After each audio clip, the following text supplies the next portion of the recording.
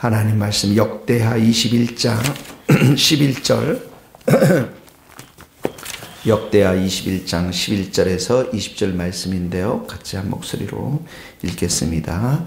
21장 11절 여호람이 또 유다 여러 산에 산당을 세워 예루살렘 주민으로 음행하게 하고 또 유다를 미혹하게 하였으므로 선지자 엘리야가 여호람의 글을 보내어 이르되 왕의 조상 다윗의 하나님 여호와께서 이같이 말씀하시기를 내가 내 아비 여호사밧의 길과 유다 왕 아사의 길로 행하지 아니하고 오직 이스라엘 왕들의 길로 행하여 유다와 예루살렘 주민들이 음행하게 하기를 아합의 집에 음행하듯 하며 또 내 아비 집에서 너보다 착한 아우들을 죽였으니 여호와가 내 백성과 내 자녀들과 내 아들들과 내 모든 재물을 큰 재앙으로 치시리라.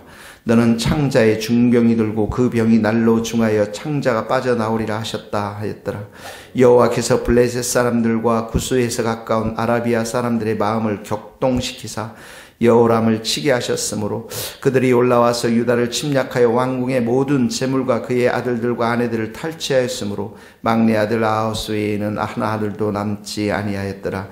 이 모든 일에 여호와께서 여호람을 시사 능히 고치지 못할 병이 그 창자에 들게 하셨으므로 여러 날 후 2년 만에 그의 창자가 그의 병으로 말미암아 빠져나오매 그가 그 심한 병으로 죽으니 백성이 그들의 조상들에게 분향하던 것 같이 그에게 분향하지 아니하였으며 여호람이 32세에 즉위하고 예루살렘에서 8년 동안 다스리다가 아끼는 자 없이 세상을 떠났으며 무리가 그를 다윗성에 장사했으나 열왕의 묘실에는 두지 아니하였더라. 아멘. 오늘 큐티 말씀처럼 이 11절에서 20절 말씀이지만 이렇게 어두운 본문이 또 더 있을까 할 정도로 본문이 아주 어둡습니다. 왜 그렇습니까? 오늘 하나님을 버렸을 때, 하나님이 그 삶 가운데 없을 때 인생이 얼마나 비참한가를 여기에서 볼 수가 있기 때문에 그렇습니다. 하나님을 버렸을 때, 하나님을 마음 삶 가운데 없을 때 일어나는 첫 번째 일들이 뭡니까? 여기에 보니까 11절에 산당을 세웠다고 그랬죠. 여러 산당을 세웠습니다. 그리고 음행했습니다. 또 유다를, 그러니까 이 나라 전체를 통째로 이렇게 우상숭배로 인도했던 왕이죠. 그래서 12절에 보면 이 요람이 여호사밧의 길과 유다 왕 아사의 길로 행하지 않았다. 그러니까 이 아사는 41년을 통치했고 여호사밧은 25년을 통치하면서 하나님의 길, 하나님의 뜻에 순종하고 하나님 말씀 앞에 순종하면서 하나님을 기쁘시게 했던 왕인데 여호람은 고작 8년의 길을 8년 동안 통치하면서 13절에 보면은 아합의 집이 음행하듯 하며 음행하게 하기를 이 여호람에게는 여호사밧의 아들이니까 아버지의 길과 그 다음에 아사의 그 할아버지 아사의 길로 행하지 않는 이 두 표현이 나오고요. 또 하나는 아합의 집, 이스벨의 집, 북이스라엘 왕들이 걸었던 그 길 이렇게 표현하고 있는데 여기 보니까 아합의 집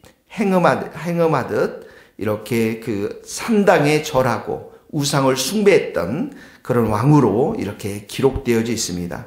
뿐만 아니라 내 아비 집에서 너보다 착한 아우들, 이 경쟁심으로 인해서 극도의 이기심으로 인해서 이 아우들을 모두 동생들을 죽였던 그 사건들을 여기에서 말하고 있는 것입니다. 그러니까 하나님 관계가 이렇게 버려지고 끊어졌으니까 얼마나 그 삶이 비참했습니까? 통치 기간도 8년밖에 되지 않았고 요 하나님을 버린다라는 말이 뭘까요? 우리 성도들이 가서 우상에 가서 절하지 않겠죠. 또 뭐 가서 사람들을 죽이고 그러지 않겠죠. 근데 뭡니까 이게? 큐티 안 하고 기도 안 하고 말씀 보지 않는 것을 말하는 거예요. 아주 간단한 것입니다. 그리고 자기 육신대로 감정대로 살아가는 것들을 말합니다. 우리 청년도 어제도 같이 대화를 나눴는데 하루 말씀 보지 않고 큐티 하지 않으니까 내 마음대로 내 생각대로 분노하고 감정대로 살고 또 내 안에 많은 그 어려운 것들이 올라오는 것들을 보게 되어진다라는 것들을 고백했는데 그겁니다, 여러분. 우리가 하나님을 버리면 매일매일의 삶 가운데 하나님의 뜻 앞에 순종할 수 있는 힘도 없고 이 세상 속에서 살아가면서 하나님의 뜻을 전혀 실현할 수 없는 그런 사람이라는 것들을 우리가 기억해야 될 줄로 믿습니다. 자, 이렇게 하나님을 버리니까, 그의 삶 가운데 하나님을 버리니까 첫 번째 나타나는 현상이 무엇입니까? 14절에 보니까 백성, 내 자녀, 내 아들, 내 모든 재물. 예, 이 내라는 표현이 계속 나오죠.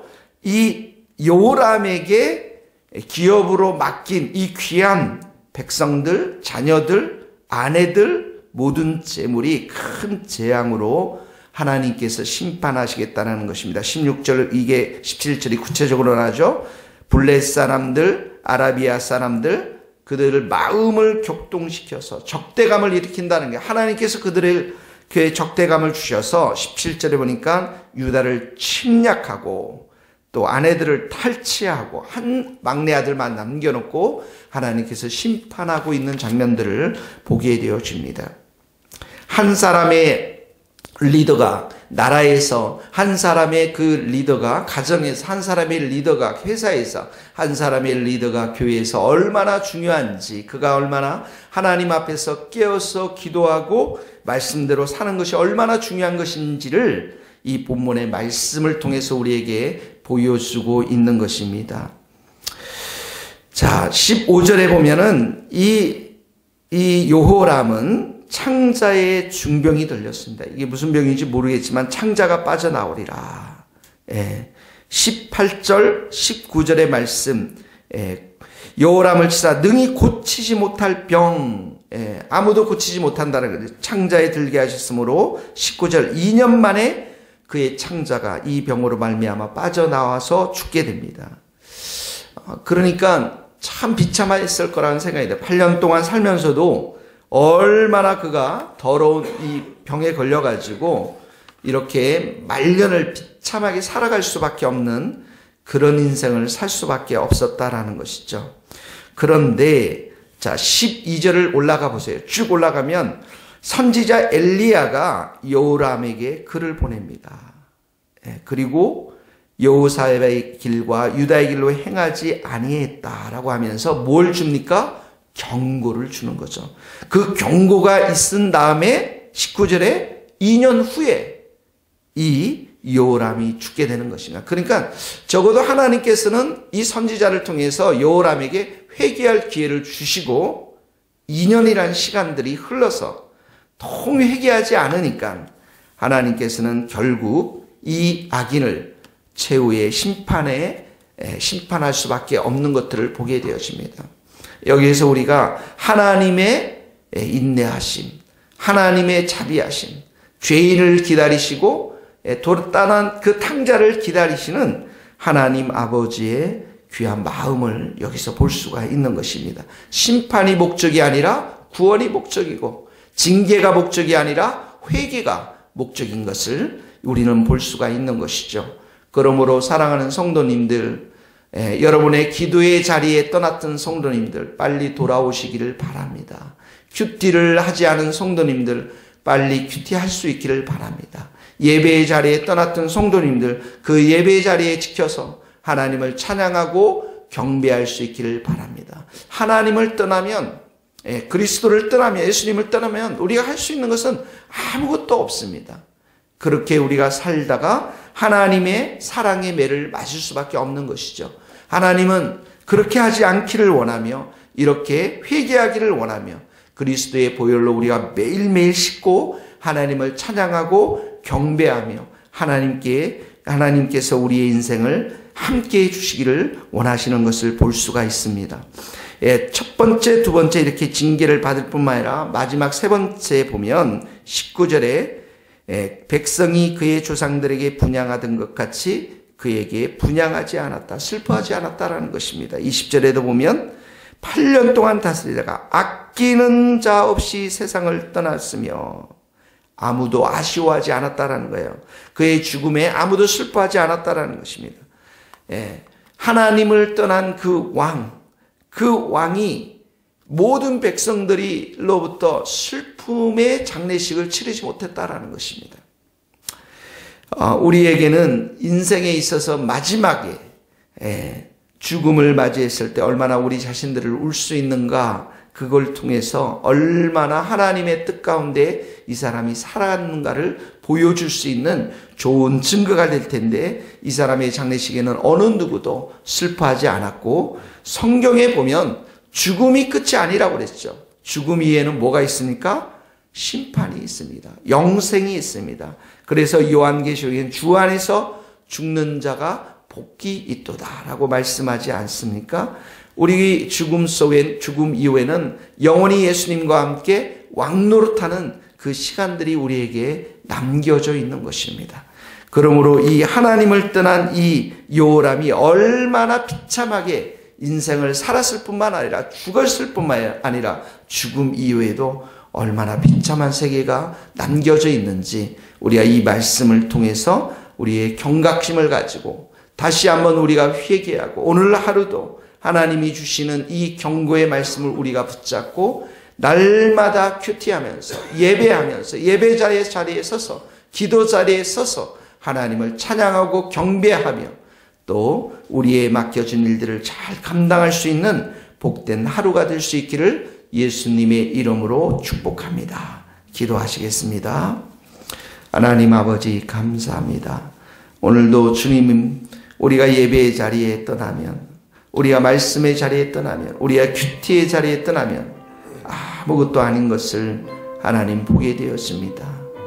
하나님, 우리의 마음이 주님으로부터 멀지 않도록 도와주시고 우리 안에 더 주님을 찾고자 하는 열심과 열정을 주시옵시고 더 주님을 사랑하는 마음을 주시옵시고 더 주님께 찾고 주님을 찾고 주님께 나아가고자 하는 귀한 믿음들을 허락하여 주시옵소서. 말세가 되어 많은 성도들의 마음들이 식어지고 차가워지고 미지근해지는 이 마음들을 하나님 아버지 우리가 잘 성령의 충만한 은혜로 관리할 수 있도록 도와주시고 매일매일의 삶 가운데 내 죄를 바라보고 내 죄를 회개하고 통곡하며 깨끗하고 정결하고 정금 같은 믿음을 가지고 하나님 앞에 살아갈 수 있도록 은혜를 베풀어 주시옵소서. 엘리야 선지자를 통해서 경고하는 이 말씀을 잘 저희들이 순종하고 날마다 하나님을 찬양하고 경배하는 예배자의 삶을 살아갈 수 있도록 은혜 베풀어 주시옵소서. 예수 그리스도의 이름으로 기도하오며 지금은 우리 주 예수 그리스도의 은혜와 하나님의 크신 사랑과 성령님의 교통하심이 우리 모든 성도들, 선교사님들, 이 나라의 민족과 북한 땅과 스코틀랜드 땅 위에 이제로부터 영원토록 함께 하시기를 간절히 축원하옵나이다. 아멘.